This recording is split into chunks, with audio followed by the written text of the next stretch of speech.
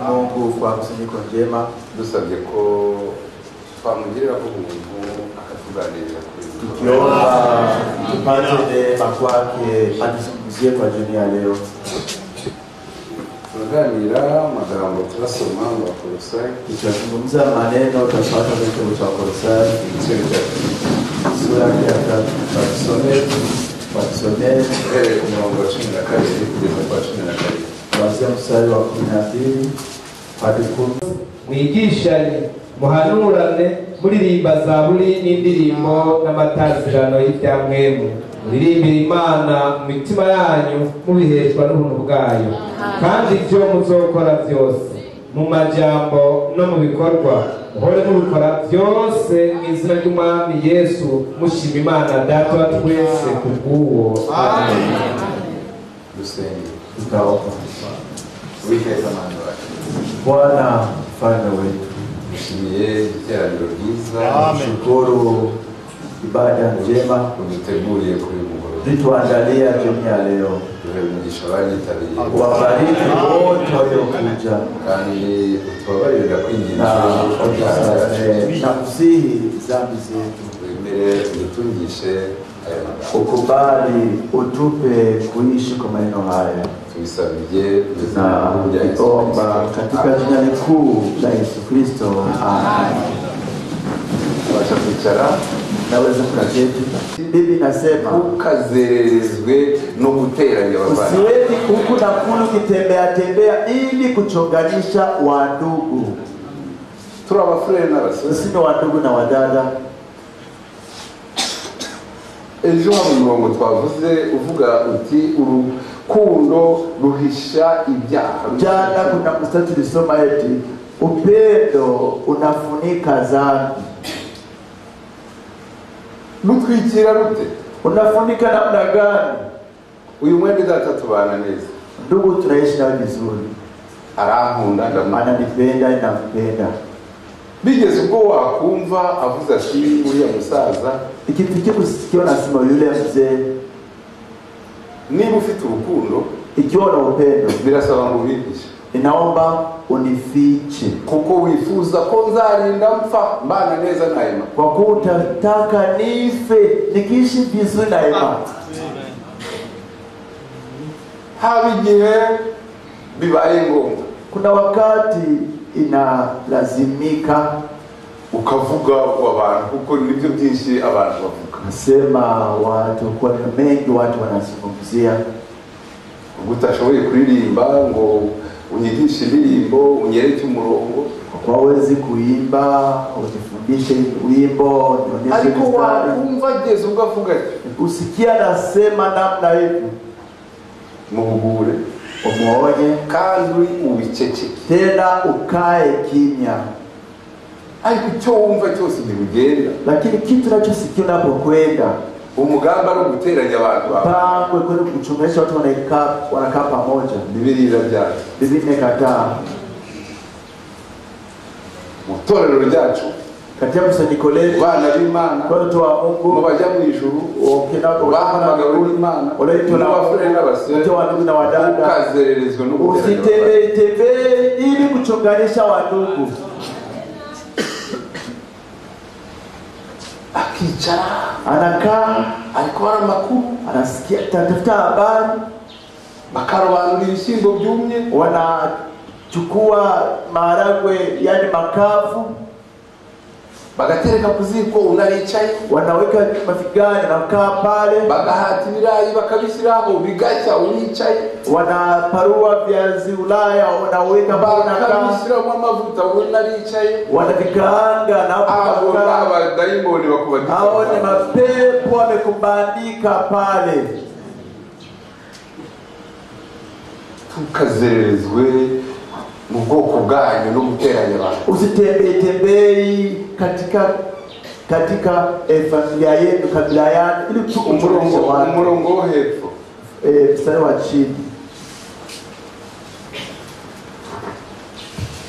ntihaze hagire uwamanira akazika w'iwabo mu mutima wiwe, ariko ntazabure kumuhanura kugira ngo ntimukwegere icyaha kubw'uwo. Amen. Amen. Siku muri kubyumva neza Lazima tusikie vizuri zaidi yangu.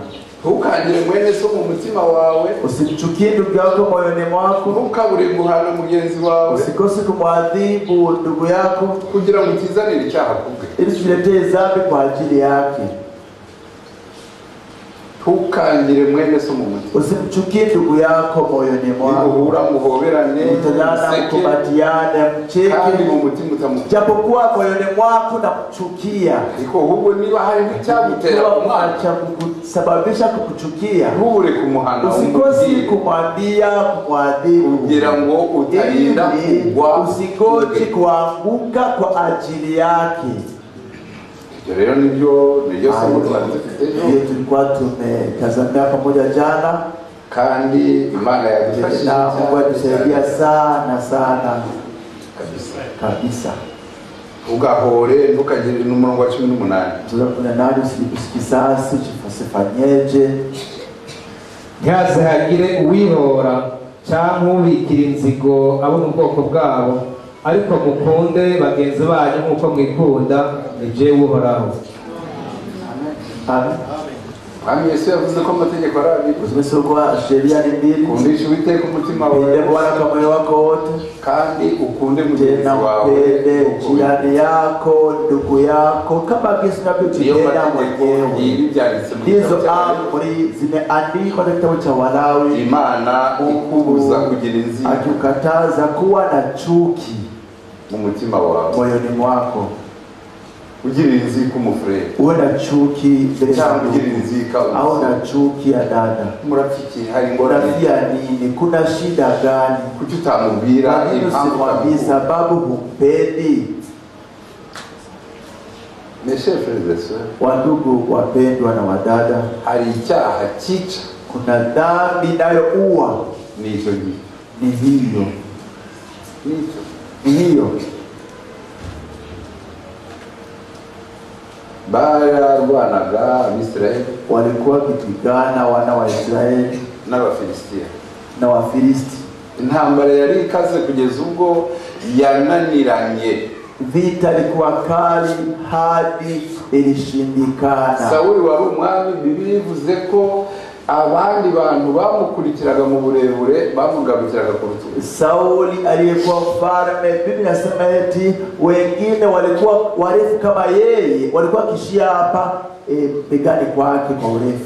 Ariko haje umugabo witwa Goliath, palipokuja Goliath wakati umugabo muremure, bwana mrefu, wafite hafi metero 3, alikuwa karibu na mita 3. Sauli akaona anajikuta kandi yari umusirikare ndetse wamenyereye, na alikuwa tena jeshi aliyezoea vita. Baburukundu bararwana, wakakosa gisa kupigana.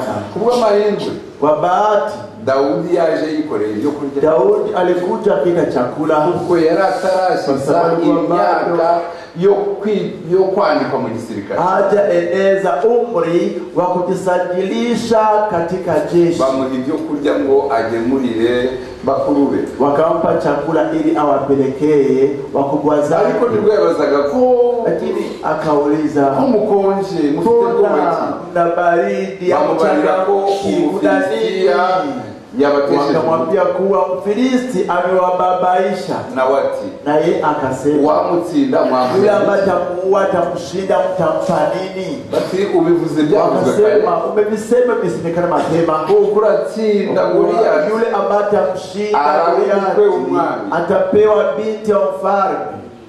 Daudi atsinda mutsinda. Daudi asema mimi nitamshinda. Byageza aho biremerwa bigera no kumwaliwa, nikafika mpaka mfalme. Daudi yaragiye. Daudi alikwenda. Inkuru y'ukuri, habari ya kweli nuko yishe Goliath. Ni kuwa alimuua Goliath. Abagore b'abasirikare bari mu mujyi, wake wa majeshi walikuwa pale mjini, nibo bakiriye Daudi baririmba. Ni wao walimpokea Daudi kwa wimbo, bavuga bati, wakisema nubwo Sauli yishe, japokuwa Sauli aliua, yishe ibihumbi, aliua 1000, naho Daudi lakini Daudi yeye yishe ibihumbi, aliua 10,000. Umurongo hepfo uravuga, mstari wa chini unasema nuko Sauli aravuga, basi Sauli akasema, dorere tazama Daudi bamuhaye ibihumbi Daudi wampaye naho bamuhaye wampaye 1000 tu. Soma umurongo we. Soma mstari wa chini. Na uravuga unasema nukuhereye ubwo basi tangu hapo Sauli akagenda yanga Daudi, akaendelea kumchukia Daudi. Bakundwa, Imana ntibishoboka ngo iguhe ibyiza byose. Wapenzi, Mungu haiwezekani akupe mema yote. Ibyo ntibishoboka. Hayo hayawezekani. Unabyivane. Uvijitoe ndani. Izaguha ibi uriya nawe undi nawe muheni. Nugira ngo byose yabaye byari byawe. Byote mungekuwa vyako. Uzagwa mu cyaha kizakwica. Utaanguka katika dhambi itakuangamiza. Sauli abamubi gutyo. Sauli akambaya vile. Ati abari nge wari ningekuwa Goliati. Bimuzanira ibisazi. Bikamletea wazimu. Ishari. Fitina. Bimuzanira ibisazi. Bikamletea wazimu. Abantu bose babanyesha. Watu wote wenye fitina. Abasazi. Ni wazimu. Abuza bona bose bafite ambao wana wivu, hari amavise batama, yani kuna mabulo ambao amejifungua. Ugirisha ari muntu unafanya fitina mtu ngo ameza cha eti kuna mna hivi afite ibi ana hivi ana vile uvurugira ubusa unachokea bure. Sauli akasirika. Ntibyatinze bamujyana ku santé mentale. Avikukawia kupeleka katika chuo cha afya cha wenye wazimu. Daktari anapima, Daktari yutibabu akapima. Il s'agit d'une maladie psychologique. Kasema inaonekana ni magonjwa ya kichwani. Abonye umuntu urajya mucurangira. Alipona mtu ambaye mpigia kinanda yakira na anapona. Na anaweza kupona. Akasema inawezekana anafikira fulani inaonekana apate gisi ajisubaze tabasi. Yandike ordonance. Akamwambia basi mwandikie kitu hicho ordonance. Abandi bajya gushaka rero bati umuntu wamufasha batamsaidia kupiga kinanda no ijwi ryiza sauti nzuri ni Daudi. Wao unutumya rwara yule kusababisha kuugua yagiye kuona mletea yule kubwiza ukuri nakwamisha ukweli. Nugirira abafrere cyangwa abasore icyari ukifanya fitina ama wivu tunadada uzofana uzapfa utakufa keretse none niwiha sipokuwa kitu igihe bisazi bije watu wazimu wanakuja.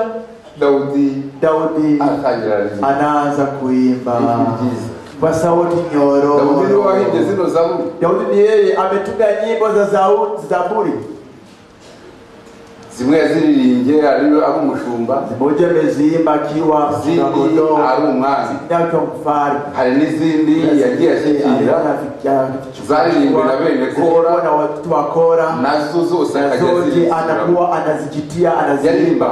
Alikuwa anaimba vizuri sana. Yeza bari mu cyumba bose wote wanafurahi. Na Sauli wasaze, na Sauli mwenda wazimu bakaona taje wanaanza kucheka. Nezo bikaba birangiye vizuri vidaisha na ange na kuwa nzuri kwake. Umunsi umwe siku moja atuma kuri Daudi ati none tuma Daudi sasa hivi, yani wametayarisha nyimbo ama tuseme tamasha. Asante. Hari gitaramo, kuna basi tamasha ile Daudi nurakiro. Daudi atakuwa ataongoza. Daudi akaja yinjiye bona Sauli nawe alikuja na Sauli wakaingia naye. Bona Sauli azanye icumu. Tuna Sauli akuja na mkuki kugira ngo amuhuze ili achombe kwa kibambazi. Umwuka w'Imana wari muri roho alikuwa juu yake umutera kumsababisha kugeuka kidogo kumkapiga kibambazi. Amen. Sauli uko yakomeza Sauli basi akaendelea kugeza mpaka wakati akafa, aramuhinga, akamtafuta, acha nikuza mbinu zote na kuapia uko Imana yadusezeranije imigisha, kisifu ametuaidia baraka, mushiki wacu cyangwa akipatia baraka dada au ndugu, ishari ryawe ntirizatuma Imana yako Imana ntizihana ahubwo kuzagira ishari Imana izamuzamura, kugira ishari Imana imuzamura. Wagize ngo metaka mumenye icyo turi cyo hano, sisi ni kitu gani hapa, nuko ari ngombwa ngo tubane, lazima tuishi pamoja kandi neza na tena kwa amani na salama. mugirira abafurere cyangwa abashenshari, mtu ambaye anasikia wivu ndugu au dada arapfa, atakufa inabudi.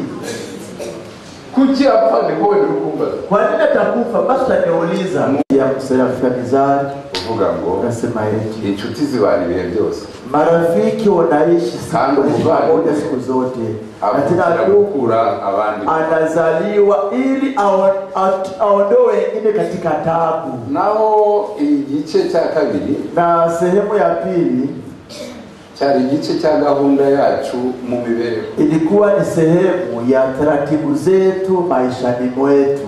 bwa mbere twarebye ko turi bene data, Kwanza tuliona kuwa sisi ni wadogo, tuvindi imwe, tunatoka tumbo moja data umwe na baba mmoja, hariho kwizera kumwe, kuna imani moja, kuna Mungu mmoja, kuna ubatizo mmoja. ibyo byose turabisa, Yote tunatakuta ndani. ni ukuri turabavana, Kwa kweli sisi ni wadogo, ni wadogo. igihe nari kumwe na pasteur Aloise, Nipo kwa kuna mchungaji Aloise, tugeze Lubumbashi, nilipofika Lubumbashi numvise ikintu kinini cyane, nasikia kitu kinyonga sana, nisikia naomba sana ku mutima moyoni. mbona ukuntu abafurere baje kutwakira, Nipo ndagisi watu kutupokea sana, bari kutugwanira n'inge urabara tawapeleka ni mimi pasteur associé wari waje kudufata, mchungaji makamu alikuja kutuchukua, ati barajya mwiko, sasa wataingia katika gari hii, ndi nawe tena nuko bajya sasa na wapeleka nanjye nyemerera para masabani peleke begi zao. Basi numvise amarira, nikasikia machozi anatiririka. aba bantu bituze Watu wa kwanza na waona, ariko lakini ukiona upendo umufurere abarebe ngo ngaho jyana, basi peleka begi zao. Basi undafata unachukua zile begi kazi ya gari na furaha nyingi, nanjye mbwira Imana ndabia Mungu warakoze niyo murimo, ndio kazi Yesu yakoreye, Yesu amefanya Golgotha kugira ngo abantu ambao tulikuwa na mataifa atufike pamoja kwa kamba moja ya upendo. iyo Mana nongeye kwishimira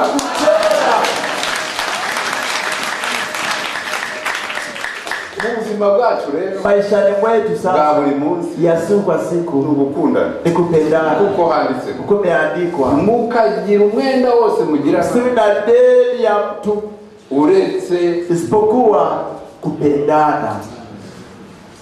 niwo mwenda, Ndio deni, gukundana, kupendana.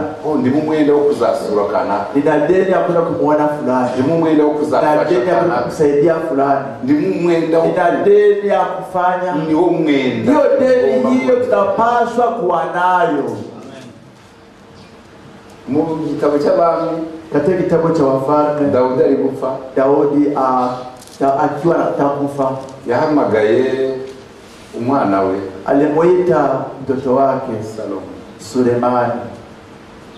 nzikuru umunyabwenge, Najua wewe ni mwenye hekima, zakomeze message nkuko Mose yayipreshe, uendeleshe ujumbe kama gisi Musa alivyohubiri, nuko yashyizeho doctrine, na gisi ameweka mafundisho, uzabe muri byo, ukae udumu ndani yake.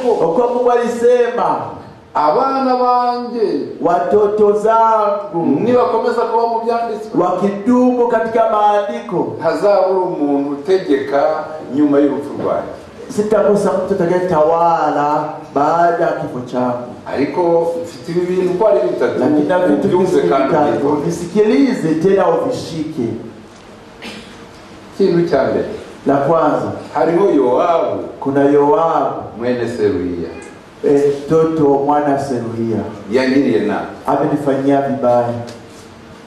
Yangiriye nabi. Alinifanyia vibaya sana. Yangiriye nabi. Alinifanyia vibaya. Ntukamubare nk'umukiranutsi, Usimhesabu kama mwenye haki, kandi ntukemere ko yipfisha, na usikubali afe kifo cha kawaida. Uzamwicisha inkota, Umuwe kwa upanga, imvi ze zizajya kuzimu, ziriho amaraso wamuvushe, ziende kuzimuni zikuna damu ulimwaga wewe. Azize ibi bintu. Ni kwa sababu ya vitu viwili. Yishe Amasa, Alimuua Amasa mwene Yeteri, mwana Yeteri, wari umusirikare, alikuwa jeshi, amwica muhoyo. akamuuya bure. Yishe Abuneri, Kamuua Abuneri mweneri, nawe wari umusirikare, alikuwa jeshi, amwica amuhoyo. akamuuya bure.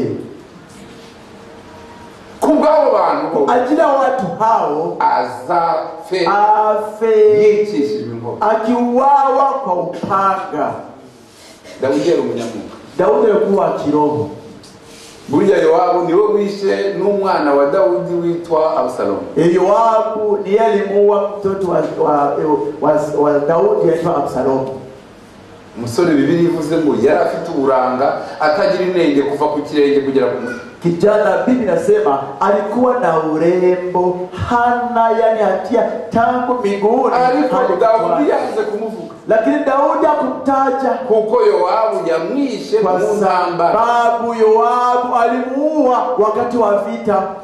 Daudi araceceka. Daudi akakaa kimya. Ariko abo Lakini wale ambao waua wakati wa amani, hakuna vita, yica abafrere, aliwaua wandugu, abajijijwe, akawauya bure.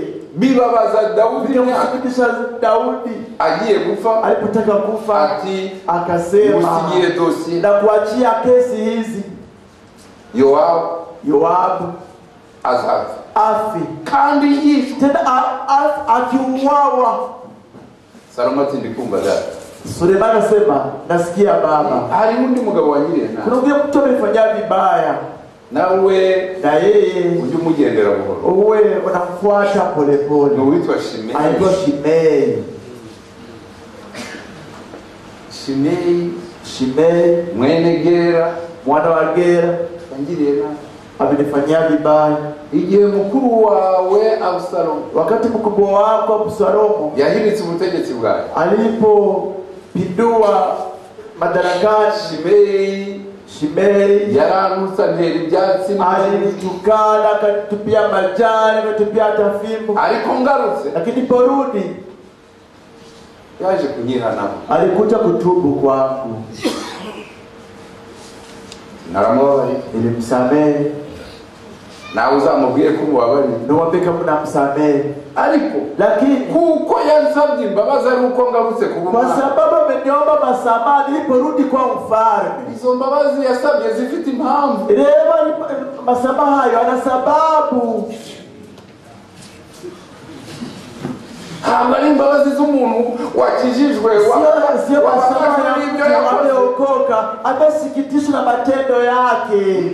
Hapana. Yazisabye ari uko ameona nimetakwa mfalme, nawe umenye ukuntu nawe utajua jinsi gani utakaa pamoja naye mu makenga, katika yani kujichunga vizuri. Zikuru umunyabwenge. Unajua unavyoongea.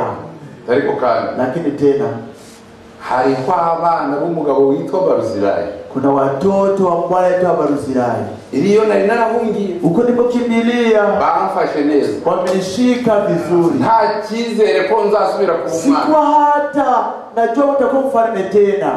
Bankunda urukundo rutagira upendo mwingi ya sababu bwanje bawiriritse. Yana hapo niko nimeshatoa madaraka. Bangirira neza. Wakafanya vizuri. bila sababu, na ulikuwa hata hawatarajii kitu kwako. Watu walikupenda bila sababu, wanachangia nawe bila sababu. Uwatendee mema. Umefanyika vile. Yoabu Salomo agifata ingoma, Sulemani alipoingia madarakani, yahise amuhiga. Pale alimtafuta. Yari umusirikare nubwo yarashaje, ariruka asiga abasirikare bamuhiga. Alikuwa ni jeshi, alikuwa amezeeka, alikimbia akawa acha majeshi walikuwa wanamtafuta. Biblia iravuga iti afata mahembe y'igicani. Inasema eti akashika mapembe ya madhabahu. Hari umuhango k'umuntu wafashe amahembe y'igicaniro aba yishinganye, aba afite ubuzima gatozi. Yani kulikuwa desturi, mtu ambaye ameshika mapembe madhabahu inamaanisha amekuwa amejikinga, yani hatakuwa kitu. Abarahafasha akapambana, abasirikare bamwirukagaho, majeshi yako nakimbia nyuma, baba basubira wakarudia nyuma. Ko mugarutse vuba, wanakarudi mbio, mumumazeho, mmemaliza. abandi batireka hapana, yafasha mahembe, ameshika mapembe ya madhabahu. Nimumubwira mwambie atoke, twabimubwira tulimwambia kataa, ahubwo akajya dusubiza, lakini tukibera asema munyikire hano, munuri hapa. Salomati Sulemana akasema musubireyo, mrudie kule, ibyo yasabye mu bimukora, mambo amejiombea mwenyewe, umtendee. Muhamutsi umuwie pale kugicani madhabahuni tuite ya Bwana, akifasha mahembe, akushike mapembe, baratemagura, wakakatakata. Aziziki kwa sababu gani? Uko yisha bafu, kwa kuwa ameuaua wa ndugu bila hatia wakati wa amani. Isinichi wende nikurambi mimi sinicha sinaua. Biblia inasema mimi siui. Uwanga mwene se wese, tunasema ati mimi siui. Biblia inasema kila mchukiaye ndugu yake ni muuaji. Haburi muzi Oso niba hari uganzi, ikiwa kuna chuki keretse wihariye, isipokume tu na hundi kati ubwo gupfa, lakini wewe jua wewe katiwa hukumu ya kifo, kuko abameze batyo, kwa kuwa tu kama hao bafite Kaini hasi, Kaini ndiye baba yao. Maana rero Mungu sasa awasaidie watu ubuzima bwacu, maisha yetu, tujye twifurizanya, tunahitajiana amani na baraka. Efongo naho bene baruzirani, tuwatoa baruzirani abo nta condition, bila shuti yoyote, wawe wanalia mezani pa mfalme. Wachezaji bashimwa iyo bakinye selon le modèle, wanasifiwa wakati wamecheza sawa sawa na mbinu na kauli za mchezo. Ni vile hiyo mpira wa maguru, kwa mpira wa miguu ukawukora, ukiugusa tu ifirimbi naraza, unapiga firimbi ani, bavuga ko batsinze, wanasema ko wameshinda. Iyo batsinze watu wameshinda sawa sawa na kauli za mpira. Niba ari bifunze kama ni ngumi, iyo umwanzi urwana nawe ari hasi, wakati anapiga naye amelala chini, uramurindi, utamgojea, kuko numukubita umugeri, ukipiga teke utakuwa umeshindwa. Kana ari umukino w'ibyo, na yeye ni mchezo wa ngumi, uramurindi, utamgojea. natwe dufite modèle, na sisi tuna kielelezo. Iyo modèle niyo tugomba gukurikira, Iyo tutakuja kufuatilia kugira ngo tuzahabwe tupewe tuzo yo gutsinda ya ushindi wakati tumeshinda tena tukitembelea katika kauli na kielezo. Hajya wasomye amagambo Yakobo yabwiye abafere, ulisoma maneno Yakobo aliwaambia wandugu, abafere n'abasere, ninyi ndugu na dada, mujye mumenya ibyo ururimi, mwili mzima usiingie Gehonomu. ururimi Ulimi ni ikintu kibi, ni kitu kibaya. Inyamaswa Wanyama wazimenyereza, utawazoeza.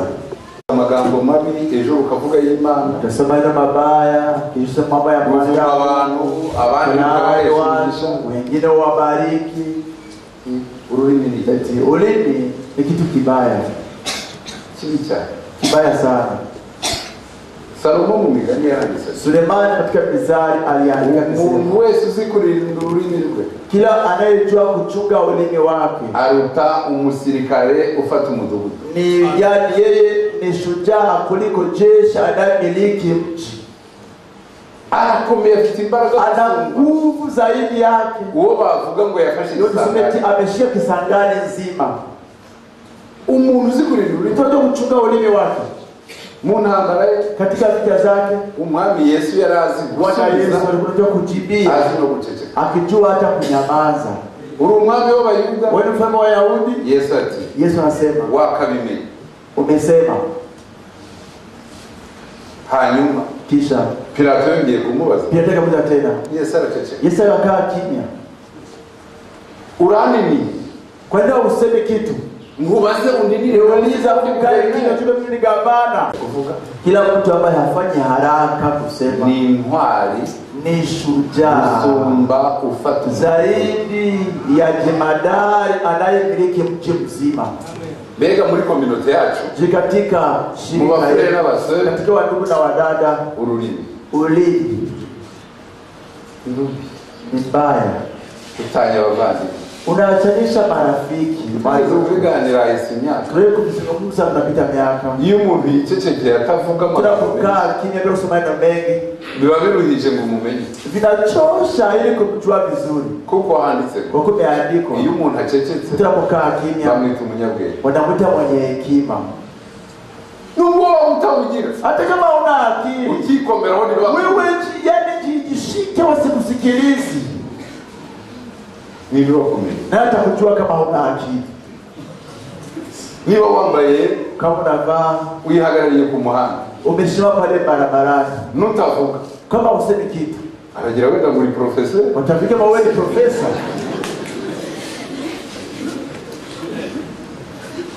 nutangira kuvuga Ukianza kusema tu bumvishisharije y'amakosa yo mu Gifaransa, waliposikia yani furushi ya makosa ya Kifaransa, ariko wicecekeye lakini kaa kimya zako, n'abandi barajya bakubaha wenda ngo ukora ukora kuheshimu tisa zingine, ukora muri ministeri, unafika na waziri fulani. Imana idufashe tumenye igihe cyo Kujua wakati wa kusema na wakati wa kukaa kimya. ni amina. Umwami Yesu Bwana Yesu ndivyo jinsi alipigana kandi nuko na ndivyo jinsi alishinda neza vizuri. kamenya ati aha ho ndacyo, Hapa nitakaa kimya, aha ndavuga, hapa ndapo nitasema, aha ndaceceka. hapa nitakaa kimya. Yesu yagize apfa Yesu mpaka afe agishoboye kuvuga, alikuwa naweza kusema. daye Kwanza ariko buri minota kunakusa dakika Biblia avuga iti nuko vuga n'ijwi rirerire akasema kwa sauti kubwa, ati birarangiye, eti yamekwisha. yafite imbaraga Alikuwa na nguvu nyingi cyane sana, ashobora akiweza hata kusema, ariko lakini akamenya igihe cyo kuzikoresha, alijua wakati wa kuchunga neno akamenya igihe cyo kuzikoresha na vuga wakati wa kutumia akisema n'igihe cyo guceceka. na wakati kukaa kimya. Niyo mpamvu Ndio sababu ahandi umuhanuzi William Branham basi nyingine nabii William Branham yavuze ati alisema hivi, harya ni ukuri mugira ngo Yesu yishwe n'inkoni, sasa mugira ngo Yesu yishwe n'inkoni, sasa mnafikiri kuwa Yesu ameuawa kwa fimbo na mijeledi? ese ni ukuri irya cumu niryo ryamuhora? Je, hakika kuki ule ndio ulimalizia? Ese koko byabifunze Je, hakika zile ngumi ndio zimemuua? nimemuua. umuhanuzi Branham Nabii Branham ati anasema eti la hasha, ntabwo Yesu hakuuawa kwa hivyo. Yesu yishwe na Yesu aliuawa kwa sikitiko, kwa sikitiko. abonye Alipoona abo yakirije abantu wale amekunyeshia wagonjwa, alipo wali kuvuga ngo tunasema asirudiwe. abo yagaburiye Wale patia mikate alipo wali kuvuga ngo amaraso yazakuwe yetu. baba ndiye Wale walifanya vizuri. abonye alipo wali kuvuga wanasema nafe kule Baraba kuachilie Baraba. ako gahinda Sikitiko ile ko kwangwa nabo ya wale yaje gukiza alikuja kupona, nibyo byabishe nimemuua. n'umubabaro Isikitiko ni Mana iduhe igihagararo Mungu atupe msimamo mzuri, tumenye umurimo munini tujue kazi kubwa tutendea n'ukuntu yadukunze na kisa itupenda akabenga abandi na akawaacha n'ukuntu atuzanya Sasa tuleta hapa abandi basigaye wengine wakiacha kule chini, Imana ikatuzana Mungu akatuleta kwake. twagize ngo Tumetaka tumubwire tumwambie kuwa tuzamuba tutamheshimu mu cyimbo cy'ikamba ry'amahoro kuliko taji ya miiba. tumusezeranye ko Tumwahidie kuwa tuzamwambika tutamvika taji ya ufalme. mu cyimbo cya ya nkoni y'urubingo bamuhaye Wakati wa fimbo ya mteto alimpa, tumubwire ko turamuhiye ubwami fimbo ya ufalme. mu gihe cya zamuki na bya bipfunsi Wakati wa makofi na ngumi, tumubwire ko tuzajya tumucuririra tutakuwa tunapiga makofi. n'umwami wacu Mfano wetu Yesu Kristo. ariko tugamije hari Lakini tudilie fasile ko tugomba kuba dufite gahunda mu buzima tunapaswa kuwa na taratibu maishani mwetu. muri iki gitabo cy'Abakolosayi Kitabu cha Wakolosai, umuntu w'Imana Paul mtu wa Mungu Paulo ari kubwira abasore n'abasore akamwambia ndugu na dada ati kandi ati tena mujye mugira imitima ishimye muwe na roho zinazoshukuru. ubwa mbere aravuze ati mukundane Pendaneni, ariko lakini mujye mugira n'imitima ishimye mwe na roho za kushukuru. mushimye Shukuruni. iyo umukristo atazi gushima Mkristo wakati hajui kushukuru aba ari umukristo ufite intege nke cyane anakuwa ni Mkristo mwenye udhaifu mwingi sana. umwami Yesu yakijije ababembe 10 Mfalme Yesu aliwaponya wenye ukoma 10, hanyuma umwe wenyine niwe wagarutse kisha gushima moja tu ndiye amerudi kushukuru. aramubaza Akamuuliza, harya nabakijije muri bangahe nawaponya mkiwa wangapi? nawe yarazi umubare Tayari tunajua hesabu, akasema tulikuwa 10. none abandi bari Sasa wengine wako wapi? kwari wowe ugarutse Kwani unarudi peke yako? ati nanze gukomeza Nimekataa kuendelea. mbonye iby'umuhore Ndipo unanitendea. ndabaririza aho waba uri Nikauliza nikukute wapi? nshimye kukubona Na furahi Naje kuona kukubwira ngo nilikuja wakoze. kwambia eti asante. Yesu ati ndabyumva Yesu asema nimesikia. ariko siko mwayicumbira abandi bari wengine wako wapi? abandi bamaze gukira Wengine wameshapona, bataha birukanka wameenda zao. Ndio umwami Yesu mfalme Yesu akeneye ishimwe anahitaji shukurani. Bibiliya yeye yavuze Biblia takatifu inasema untambira ishimwe wese aba yubahiriza kila anayetolea shukurani, yani ananiheshimisha. umwami Yesu ati Mfalme Yesu anasema nimusenga mujye muvuga muti mtakapoomba Data wa twese uri mu Baba wetu le mbinguni, izina ryawe jina lako litukuzwe. birasaba ngo Inabidi abere data n'abashiki bacu ndugu na dada zetu tugire imitima tuwe na mioyo ya kushukuru. iyo umuntu atazi gushima Mtu sipojua kushukuru, aba ntacyo amaze yani yeye hana faida. uwari wo wese yeyote yule abo mwana mu rugo uko mtoto nyumbani ugira ibyo ahabwa n'ababyeyi ntashimwe akipewa vina wazazi na asishukuru agenda ahabwa bike anapewa vidogo vichache ari vichache n'umugore hata mwanamke umugabo agirira neza Bwana bibure mfanyia vizuri na asiriziki umugabo agenda agabanya anapunguzia na uko yabanaga nawe kwa kisa kuna kana hivi vizuri anamshika vizuri uko yibaza nibo babana cyangwa niba ari ama anafikiri naishi na mtu au naishi na kidudu mnyama. Imitima yacu roho zetu igomba kumenya tunapaswa kujua jinsi gani ya kushukuru. Sivyo gusa, sio hivyo tu, sivyo gusa, sio hivyo tu, ari naho bakwakira hata mahali wanakupokea barakuzimani wamekuletea chakula ukayoharuka nk'uwaririye muri restaurant. Usishimame kama wewe umekula ndani ya restaurant, wibuke kuri ibyo kurya utaguze, ukumbuke kama kuna chakula kununua kandi babiguhaye atari amafaranga basagutseho, na tena walivikupatia siku zote ni faranga zimeongezeka zikawa nyingi. Birasaba ngo inabidi abakuzimaniye wanakupatia chakula kupokea ujye ugerekaho ngo umeze uzidishe useme asanti Mungu awabariki.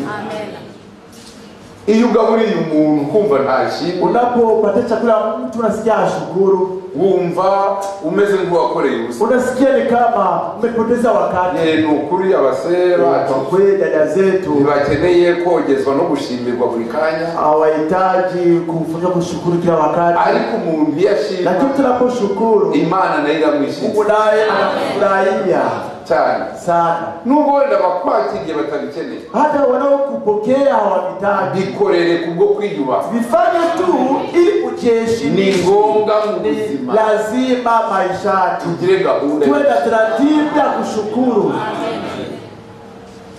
tukiga gahunda yo gushimira, gahunda yo mu mibereho, taratibu ya maisha birasaba ngo umuntu ushimira, inabidi kutoa kushukuru cyane sana.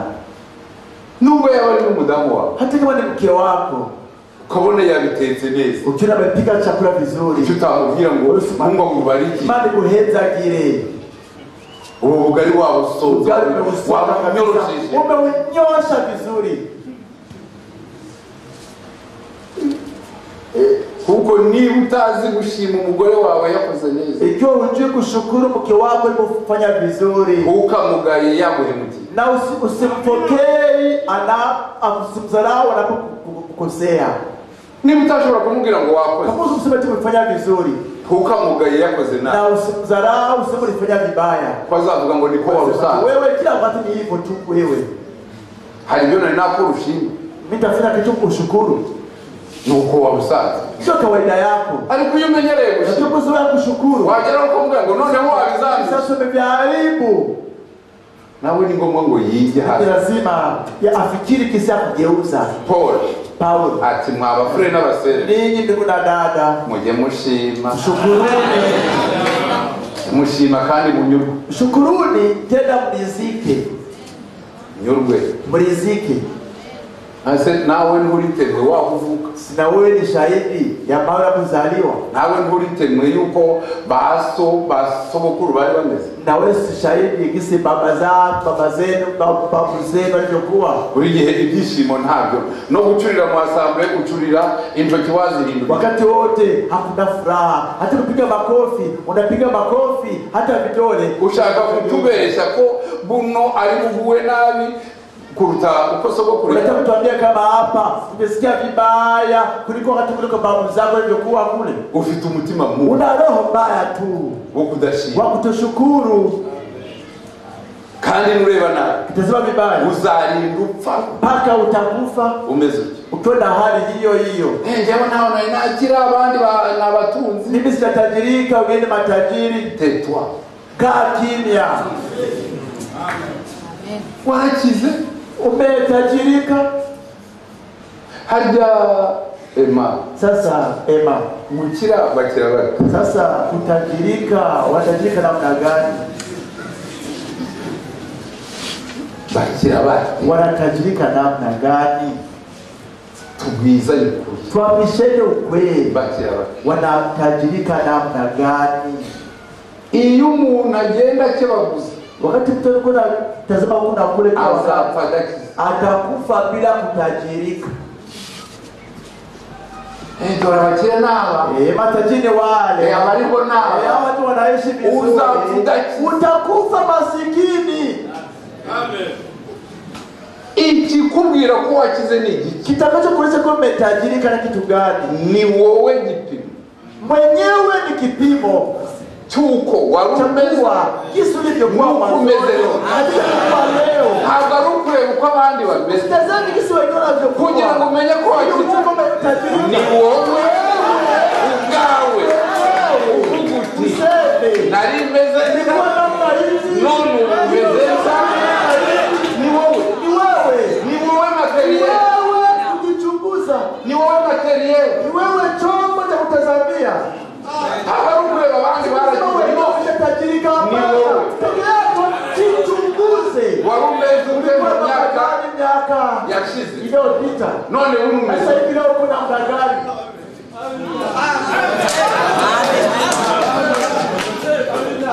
Warumeze. Ulikuwa na hali gani? Nyoko so bari Baba mama yako walikuwa na muda gani siku hizo? n'abantu dufite bake Ni watu wachache tunao muri uyu mujyi katika mji huyu. bashima Imana. Unashukuru Mungu. Wari umupangayi. Ulikuwa mpangaji.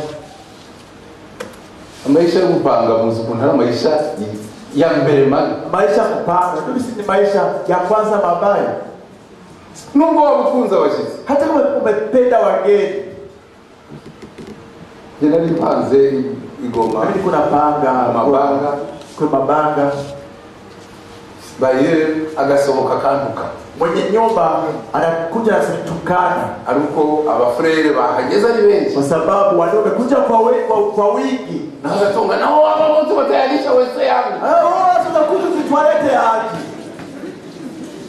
Nanjye ndi wa mumonde we. Aho kugira ngo uwabanzwe nuko ndi kubahahira wowe wese. Na nikasema wewe mpagano kuliko usikinisho bila waendelea unazimuzia toalete tu choo Wanjijiwe niba tarya barajya mu wese. wewe kinga kama wale wataingia chooni. Imana abo yakijije ubupanga. Mungu wale ametuonyesha upangai Na nubu barachanganyo basubiriyo. Nejewe Unafika wakati tuko ndani ya nyakati zilizo mbaya. So mbaya wala vitakuwa vibaya tu. wale vipi siosi wewe vipi siosi Umuntu udashima buri gihe bibi. Haje bizaba byinshi. Je, hata siku moja hatutakuwa vizuri. Tufite n'abandi bari mu misozi. Tunaona katika vilima. Bafite ibibanza n'amazu. Wana nafasi kama hapa mjini. Ariko batari bashobora kubwira Imana ngo Seigneur Bwana asante. mujye mugira ibiti Bwana roho akushukuru.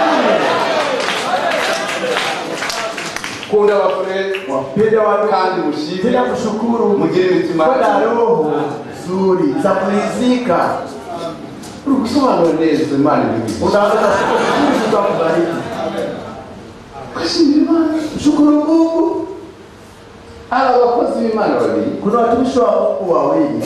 Nabizeho Nijifunza kwao ariko nshima Imana. lakini nashukuru Mungu. Ntabwo nabamenyeho byinshi. Sikujua mengi kwao. Ariko igihagararo cyabo. Simamo wao. Nashimira Imana. Nilishukuru Mungu. Umukozi wa mbere. Mtumishi wa kwanza Ni Yohana Ngoyi. ni Yohana Mbatizaji. Wahamagaye abantu. Aliyeita watu. Umuntu wese ufite imyenda ibiri. Eti kila mtu ambaye ana vazi mbili. Avane umwe awuhe utawugira. Aondoe moja apatie jirani yake ambaye hana. Bwana hivi nabyo nashobora je? Bintera ubwoba. Ikanitia oga. Uyu muntu w'Imana. Uyu mtu wa Mungu.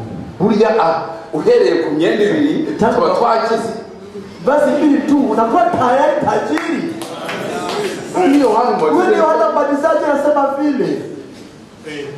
Ariko buri Lakini kila wakati n'abafite amamare yuzuye. nakuwa na wajamana sanduku za kujaa nguo. Buri gihe bari kwaye Watu wanasema naone kata nzizi yagera mu soko ya rero. kasoko anasema Hango mwenda wa Noeli bampaye. wakipatia nguo ya Noeli nini? Unataka nguo za nini? Mbona Kugira huliziki? muteshe umugabo wawe. Manina babaisha mume wako kichwa. undi ni Paulo. Mwingine Paulo. Paulo ati Paulo anasema niba tubonye imyenda yo kwambara tutapata mavazi ya kuvaa, tukabona n'ibyo chakula, tunyurwe.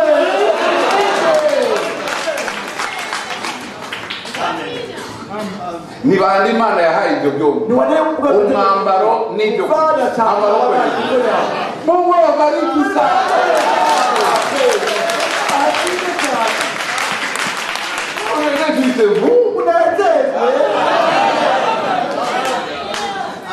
Mana yakoze mweko abantu bahora sasa kama mimi uyababajwe nini umesindishwa na nini? Nkamwe rero nkamwe mate kama nyinyi kama nyinyi matajiri, sio n'urwo rurimi rwawe. jichunge na masemi yako na ulimi wako. Bazagira ngo batekereze ko waba uri umurozi. Watafika kwa mrozi. Igihe abandi bose abandi nibubona ko wametajika wengi, kandi nawe ayo babona ko wajiona kabisa tajirika. Tugire imitima ishimye, ukunda abasore n'abasore. Amina, amina. Hepfo chini Paulo anasema mujye mwigishanya na za Zaburi, mufundishane katika Zaburi na nyimbo zingine, aho kugira ngo mwicazwe no kuliko mkae na kuwasengenya ndugu na dada. Mwakwicara mugusika akakora ile pandio, cyane muganira kaya nazungumza message ujumbe. Majuzi wakati watu waliponiomba mazungumzo, narabwiye ni twavuye mu ntege, niliwaambia tulianguka katika udhaifu. conscient Tuvijue vizuri, twavuye mu ntege, tulikuwa dhaifu sana. hawa umufre Wezo na ndugu, hanyuma ngo cyangwa umusore aramusekeye, dada anamuchekea, ko turi ngo uraseka, unacheka. ntabwo ari bibi, sio vibaya. niba uvuze ngo dore ngo uraseka nka Gabriel, utakinacheka kama Gabriel, cyangwa dore ngo uraseka ukinacheka kama Mikaeli, ariko ntumubwire ngo dore ngo araseka nka Satani, unakinacheka kama Satani, Shetani. kugeza ubu turi Baba tunazungumza araseka, hajacheka nani hata siku moja, ahubwo lakini nubona umuntu uguhekenyera mbere, mtu anakusagia meno, umubwire ko yahekenyera, anasegenya meno kama Shetani. ariko nubona umuntu Mtu anacheka, ariguseka nka malaika, anacheka malaika. tuba dufite ibintu byinshi byo kubwira abafurere. Tuna vitu vingi vya kuambia wandugu na abafurere muri Kristo, ni wandugu katika Kristo, dukunda muri Kristo, tunawapenda katika Kristo. dusubiyemo, Tunarudia ndani. ejo twabonye ko Petero yavuze ati Daudi yari umuhanuzi. Jana tumeamua, Petro alisema Daudi alikuwa nabii, atitaye ku ntege nke ze za kera, bila kujali uzoefu wake wa kale. Paulo Imana yamuhaye impano nziza, Paulo Mungu alimpa kipawa kizuri, atitaye ko Paulo ariwe witishije Stefano, bila kujali kuwa Paulo huyo ni yeye alimuisha Stefano. Imana rero Mungu sasa abafashe, awasaidie cyane sana, zamigisha, awabariki gahunda zayo na kuzetu zibe nziza mu Rwanda. maisha mwetu. Kwenda no gusoza tubasezera, Tunafukuzia kumalizia na kuwaaga, tumira no mubiro, ukikualika katika sherehe uzirinde kwihitira mu intebe. ujichunge kujichagulia kiti. Yifuzaga ko tugira gahunda mu buzima, Alihitaji tuwe na taratibu maishani mwetu, tugira gahunda tuwe na taratibu mu buzima, maishani, tukagira igihagararo, tuna msimamo mzuri. nibiboneza kwicara heza, Ukijizoweza kukaa pazuri, wewe wagutumiye atakuzi mwingine aliyekualika kujua kama wa kwanza, azakuvanaho atakutoa pale akwicaza hagana ukaze nyuma ugenda umwara wenda federeka kurutuko zaidi ya kisi bani nyuma utoe nyuma ulipokaa kule nyuma wakusogeze mbele. Alipelekana hapo anaonyesha wafrere bagomba kugira watu kunapaswa kuwa kila wakati wawe makini no kugenda bicisha na kunyenyekea maishani mwao. Paulo anasema bicyubahiro kwa usu sifa buri muntu abone kila mmoja aone kuwa ndugu yake ni bora kuliko yeye. Amen. Kila wakati mugenzi wawe uri wisiri ndugu yako mweke mbele. Wowe mweneda wewe ndugu wewe ndugu no kumeze mwami nicyo dukora na mezani ya Bwana tunafanya vile twoza ibirenge tunatawazika miguu. Iyo woza mwene utawaza miguu ndugu yako ubumubwira unamwambia ni wowe mukuru wewe ni bora kuliko mimi. Ninge muja mimi mimi mtumishi. Iyo na wakoza anapokoosha na yeye miguu anasema hapana kudanganya kidogo nje mbona ni wewe mimi nimekuta ni wewe bora kuliko mimi. Iyo leo wakati sasa yabaye mkubwa amekuwa nawe akakugira mkubwa na kufanya mkubwa. Imani iravuga iti Mungu anasema ninge mkuru wao. Tukaje wigira wa mbere mu usijifanye wa kwanza moyoni mwako. Hapana. Tukaje wigira usijifanye wa kwanza. Mu rwandiko rw'ubushize katika waraka umuntu w'Imana na Frank twa Mungu Frank yaravuze ati mujye muri ndiri ya je gichungene mimi cheo mujye mubwira gichunge. Satani ni wabivuze. Shetani alisema vile muri Yesaya ibice 14 yo je leverai nzoduza intebe yanje je m'assierai nzokwicara je serai semblable nzosanisoma ni Satani ni Shetani na Imana Mungu kandi yararemye byose na ndiye Mungu wa byose irahamagara anaita ni muze tujina njoni tupatane. Naho Satani Shetani dai oje kwicara je serai semblable zosa nisu je monterai duga. buri muntu wese wivuga ngo ilo mesote mimi uzuvugana nawe unajua nasungana naye uzingo ni unajua mimi ni nani. ubwo rubyaro bw'inzoka wewe uzee wa nyoka twe turi abakristo sisi wa Kristo. nta muntu ugomba kuvuga ngo yewe mimi uziwo muvuga unajua zungumza nani uzingo ni unajua mimi ni nani ulicho ntazi wewe ni kitu ambacho jui. Imani tugende twicisha mbele tunanyenyekea.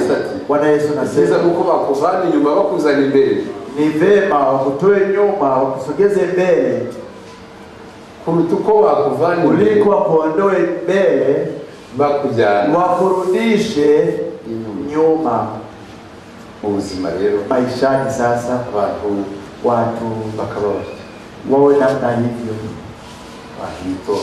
watu wapole, watu wanakuwa watu wengine ni bora kuliko wao, watu wanyenyekevu. Ari n'abagabo hata ikiwa wanaume muri gahunda yo habari ijambo ry'Imana katika taratibu si neno la Mungu. Na Abanyamerika babivuze no Marekani walisema ati niba wakoze urugendo ikiwa ulisafiri uri kumwe n'umudamu uko na mke wako, niba bazanye intebe ya mbere kwa kiti cha kwanza umudamu ni urayica mke wako ndio takiti kwanza. Hanyuma nashatse kwiga ayo magambo, nimejifunza maneno yale. Bali abapagani b'Abanyamerika wale wapagani wa Marekani wamesema ladies first.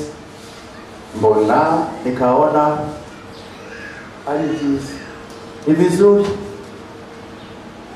kuko nusayira umudamu usipopata mwanamke ukayicaraho ukikalia, iyo umudamu ntayikisha sayari ya mke wako haitapatikana, alicara kufuta atakaa kufundasi.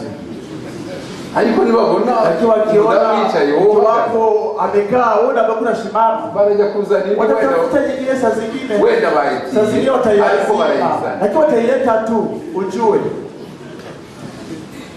ikintu kiba kibi kitu kibaya kivaje kinatoka wapi kiva kubyo nabonye wacu kinatoka tumeona kwetu Masisi iyo mvuka iyo mu interior hapo mzaliwa huko muri Nord katika vilima vya Kivu ya kaskazini hari umugabo w'umupagani kulikuwa mwanaume mpagani wakundaga kujya kunywa akataha kunywa anarudi usiku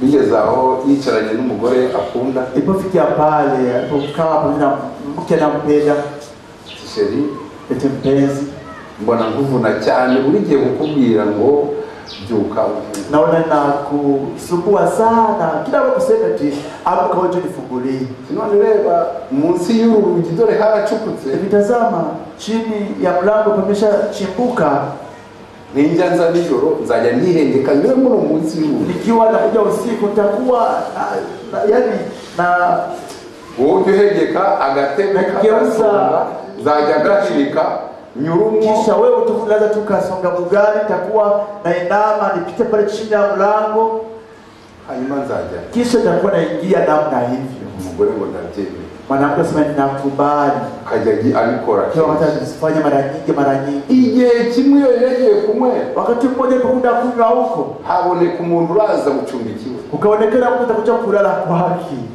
ntabwo ari imigani ndi kubisubiramo ndio sio byabaye iwacu kilifanyika kwetu baba baratahanye wakarudi pamoja naye sasa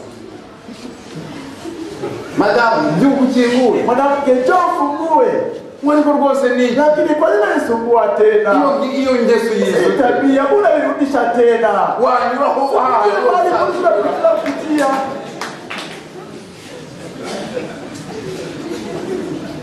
nuko abantu benshi bavuka watu wengi ineza wanasema mema ubwo kudashobora kujere kwa sababu ineza babagira hawawezi kuchunga vizuri wema wanawatendea sunika kagatebe nandikona sasa sunika maneno unapopita chini umugabo yarababaye Bwana amesikitika urujya rukubita umugeni Bwana upiga kipasi kugira ngo yongere agarure wenda agaciro cye ili zingine aongeza thamani yake niko abantu watu wanavyokuwa basha kubona umugore agashobora no gusonga ubugari hauza kusunga ugali kuko afite intege nke muri ibyo bintu kwa kwenda udhaifu katika mambo hayo uti none ndasonga sasa hivi nitasonga hanyuma urarya kisha utakula urebye umugabo n'imbaraga ze tuna Bwana na nguvu vyake asonza ubugari bwaryoha kuko cyane akisonga utamba tabu kuliko yule mwanamke nabikora kabiri akifanya mara pili ikindi gihe nubwo azaba yicaranye n'abashyitsi kana wageni zatangira kwamagara amazi yaketse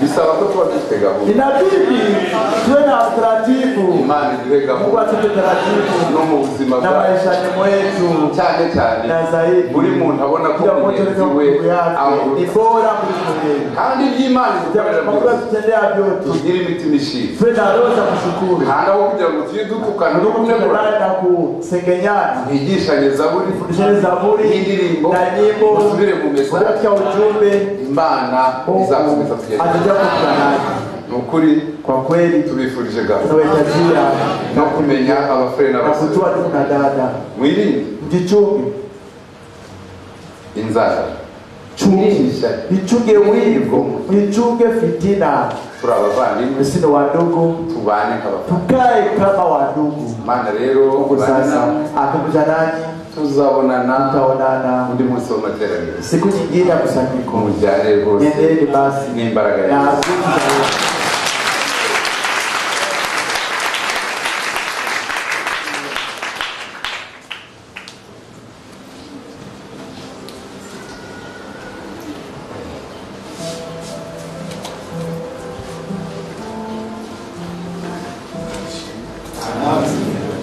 Imana ijeje kuvugana nawe kandi umuntu akumuvugishije akagira icyo akubwira na mtu anapokuambia vitu ari byo gushima urashima, kwani kushukuru nashukuru, ari n'ibyo gusaba imbabazi kusema msamaha utaomba msamaha, ari n'ibyo gusaba imfashanyo kuomba msaada usaba imfashanyo, kuomba msaada.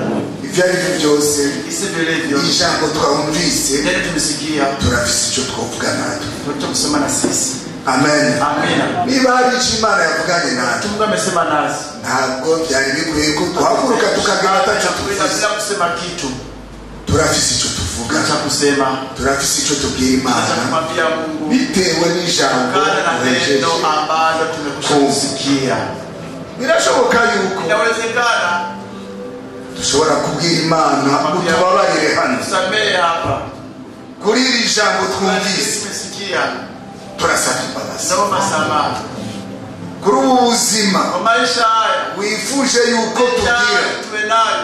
Turabona yuko hari icyo tubura, Tunapungukiwa na hari kitu icyo mbura je mu bugingo bwanjye. maishani mwangu. Mwami, Bwana, hindura ubugingo bwanjye, geuza maisha yangu, ntusubire muhira nk'uko waje. usirudi nyumbani kama tusivyokuja. Ijambo ry'Imana Neno la Mungu ikirori, ni kioo. Imana yakweretse Mungu alikuonyesha uko ukwiye kumera. tunapaswa kuwa. Mbega nikumeze, Ndio hali yako, mbega nikuhagaze, ndio simama. niba hari amahinyu muri wewe, Kuna kitu akiendelea vizuri maishani mwako, omba Mungu atugeuze. saba umwami wacu Yesu Kristo aguhindure. Yesu Kristo akugeuze. Nta jambo rizirutse. Tena kujia bure. Niba hari ijambo ryaje Neno likuja rikaza ari kuvuga ibi na hivi. ereka Imana ubugingo. Onesha kwa maisha yako. Imana yifuje Unahitaji yuko bihinduka. vigeuke. Amen. Amina. Mu karirimbo gato Kwa hivyo ndogo tugiye kuririmba, tutaimba. turongorwa muri abaririmbyi, Uso na imbaji. urasuzuma ubugingo Chunguza bwawe, maisha yako. uraba uko uhagaze, Unasimama.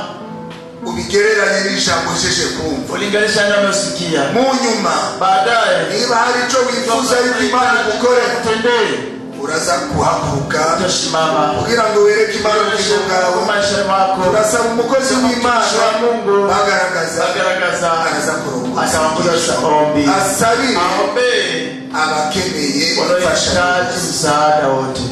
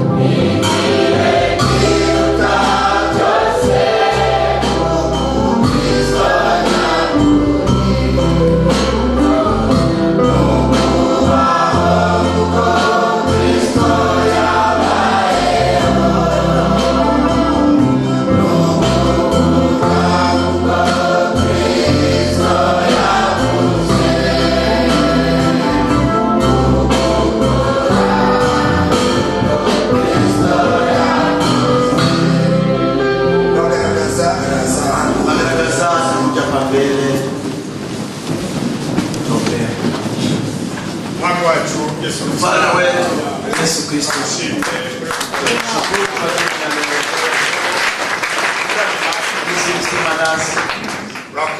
Asante tukutukuzwe sote mbele zako na kila mmoja nyuma yuko yumva amagambo yawe baada ya kusikia maneno yako agize ico azani mbele yawe anashimita mbele yako ndakwingize datu na kusiba hapa tubabarire maze buri wese kila mmoja na kwa ico azani mbele yawe mbele zako mahitaji ukorere nguko tendee mahitaji yako kwa jina la Yesu sote icuvuganye nawe tusema nasi uduhe umutima ucaca tupe moyo ukipokea ubuzima bwacu na maisha yetu ube ngugushaka yawe kama pesa yako amagambo yawe afata umwanya ndani ya maisha yetu abahungu bawe n'abakobwa bawe kiume wako sote udufate udutuze kale maneno yako maze uyu mugisha wawe bareke maneno haya utugeze kubyo baraka maneno yafikie mapenzi yako nera ruhusu muri uyu mugoroba jioni ya leo he kugira n'umwe utaha uko yaje masote mmoja tulikusaidia kuja kila mmoja atoke na baraka yako kandi afashe umugambi na kuchukua mpango mzuri imbere yawe mbele zako kugira ngo ili buri wese kila mmoja mwamukiranuka Bwana mwenye haki ibyo ukunda na apenda unavyopenda kandi ibyo wanga na unavyokataa utupe kuvikataa maze ikintu cyose kigushimisha kikupendeza cyo gushira mu buzima bwacu maishani mwetu Bwana bitwemerere ndakwinginze turuhusu kukusihi kuko tutashaka kwigenga hatutaki kujitawala wenyewe dushaka kugira ngo ibyo ushaka mapenzi yako tutembelee tuvitembelee kuba dufite gahunda mu mibereho maishani mwetu maze buri wese kila mmoja agende yanga kuganisha amagambo yawe au kuchukia kudharaulisha maneno yako ahesha amagambo yawe aho dukorere twe abahungu bawe tendee sisi watu wa kiume wa kike wako katika jina la Yesu Kristo amen. Mungu wakoresheje umugisha bila kutumisha ubariki kama Mungu Yesu Kristo amen. Mwami ahimbazwe cyane ahimidiwe sana afise amajambo meza mazuri adufasha kugira gahunda ubuzima na taratibu maishani mwetu amen kuko vyose ivyangombwa vyote ni lazima amen turahaguruka duhimbaze Imana tumsifu Mungu twishimire kubw'ijambo ryawe tujeje kumva tuwejeje kuririmba akakaririmbo turaza gusenga Imana neza igikorane cyacu ariko kandi twibuka aba basavye yuko basenga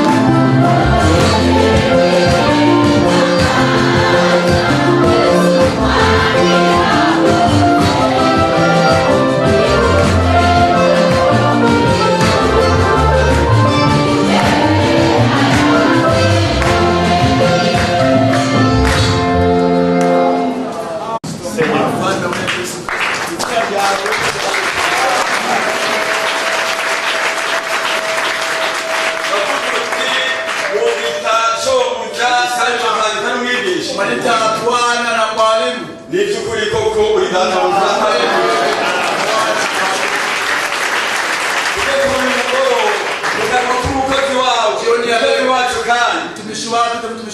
twumvisemo nami Yesu Kristo aho utwigisha uko dukwiye kubaho uko dukwiye gushima uko dukwiye gukora bikenewe ko twishura bikenewe ko tuvuga bikenewe ko duceceka uratwigishije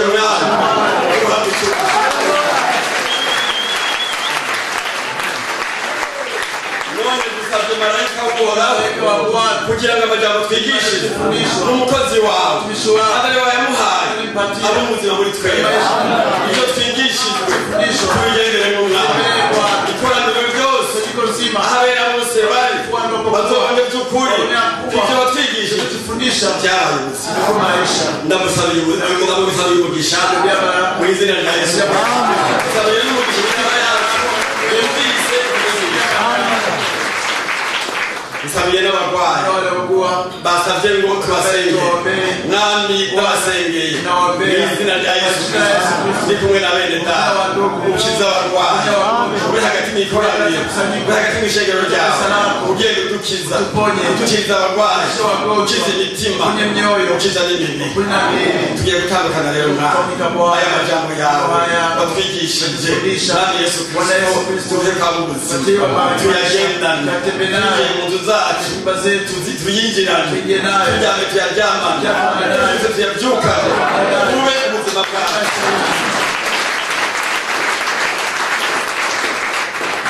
urakoze asante duhabwe icyubahiro nta bindi twavuga tuzanye amashimwe